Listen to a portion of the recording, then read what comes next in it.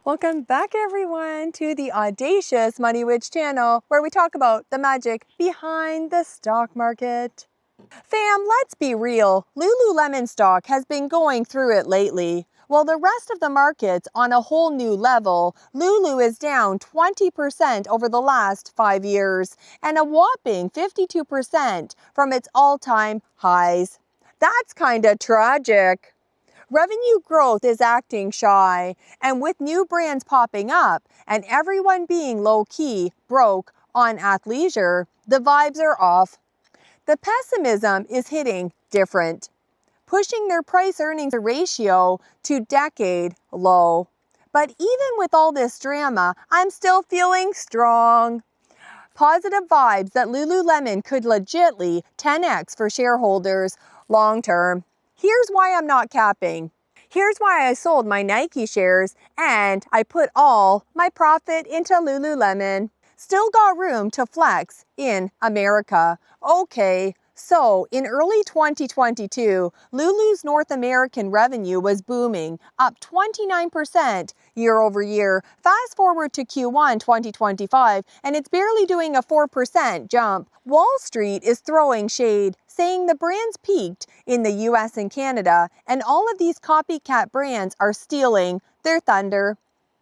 While some new brands might be grabbing a few customers, the data isn't really screaming major theft. Nike's revenue actually dipped 11% last quarter, and Athletica dropped 8%. But Lululemon? They're still growing while their rivals are shrinking. That's why management is low-key flexing that they've gained market shares in the premium athletic wear category this year. So, what's really causing the slowdown? During the pandemic, the what the hell era, when everyone was splurging on athleisure, now that trend is chilling, affecting Lululemon's growth. But looking at the long game, casual athleisure has been low-key taking over from formal wear for decades. And I'm betting that trend isn't dead once this post-pandemic reversion thing is over. Yeah, I guess. Yeah, banana grundle. Oh my God, they're Lululemons. Lulu what? Lululemons. What are Lululemons? It's just like rapping on a woman's body, dude. That's what. Since Lululemon is out there snatching market shares, I fully expect their North America revenue growth to pick up again when things normalize. They're still a small fry in a massive $359 billion annual US apparel market, so there's plenty of room to grow. Global denomination, China, and beyond. The Americas still make up 73% of Lululemon's net revenue, even though it's a smaller piece of the global apparel pie. This means Lulu has a clear path to go global for years. Last quarter, China mainland revenue went up 22% year over year, hitting $368.1 million. That's barely scratching the surface of China's 1.4 billion people. Even with China's economy being kinda rough due to the whole real estate bubble popping, which hit brands like Nike and Apple, Lululemon's growth there is looking fire. That's a huge green flag for investors.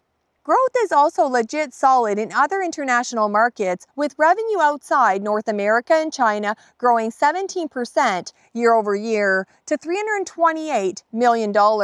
Think Australia, other Asian spots, and Latin America. Lululemon has so much room to expand their premium athleisure brand. Both China and the rest of the world segments should keep growing as a bigger slice of Lululemon's overall revenue, which will totally help reverse that slow growth trend.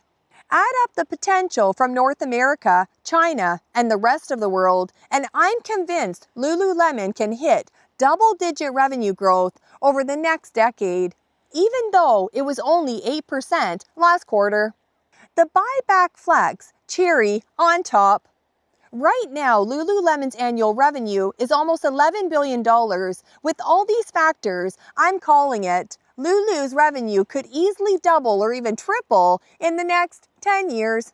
But for the stock to actually 10x, we need a few more things to juice the share price. First, Lululemon has consistently leveled up its profit margins because they can pretty much charge whatever they want for their high-end athleisure.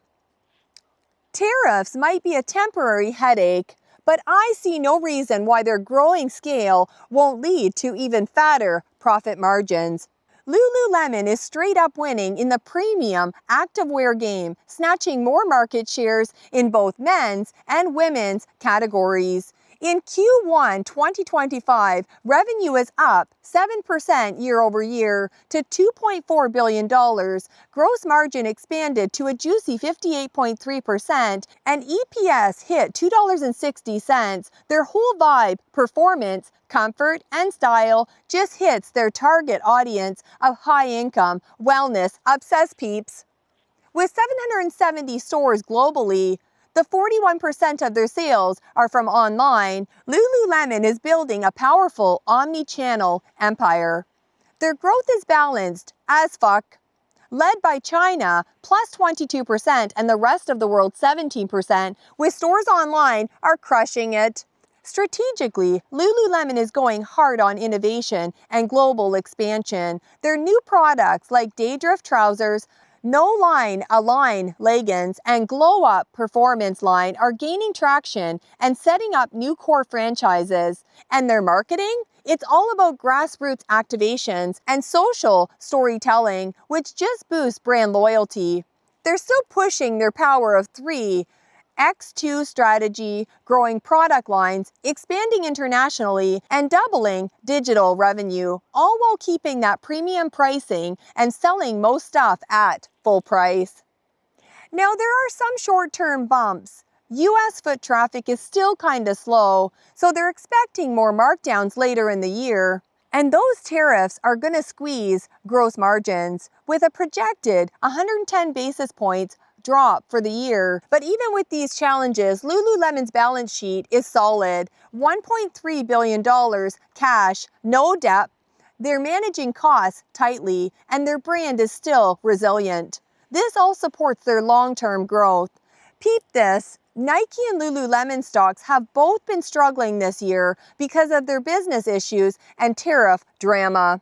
Nike only is up 1.2% year to date, while Lululemon is down roughly 37.9%. But here's the kicker. Nike's trading at a forward PE of 42.85x, which is kind of high compared to its 5-year average. Lululemon's forward PE is only 15.83x, way below its 5-year average of 30.78x. So, from a valuation standpoint, Lululemon stock looks cheap. Plus, all of their investments in new products, guest experience, and global expansion, the Power of 3 X2 plan, are gonna fuel future growth. Nike, on the other hand, seems kind of pricey. Second, Lululemon is constantly buying back its own shares while the price is low. Their shares outstanding are down 6% over the last 3 years. This might not seem like much, but a steady drop in share count can seriously boost stock returns over time.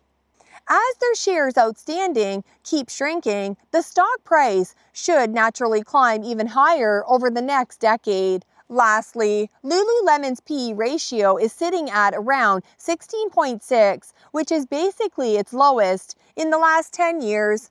As revenue growth picks up, this earnings multiple should go back to its average, which will, like, supercharge stock returns. It's not going to be some crazy hyper growth on the revenue side alone, but Lululemon can totally 10x for shareholders thanks to a mix of steady growth, fatter profit margins, share buybacks, and its valuation getting some respect over the next 10 years. Mark my words! And this is why I sold my Nike to buy more Lulu.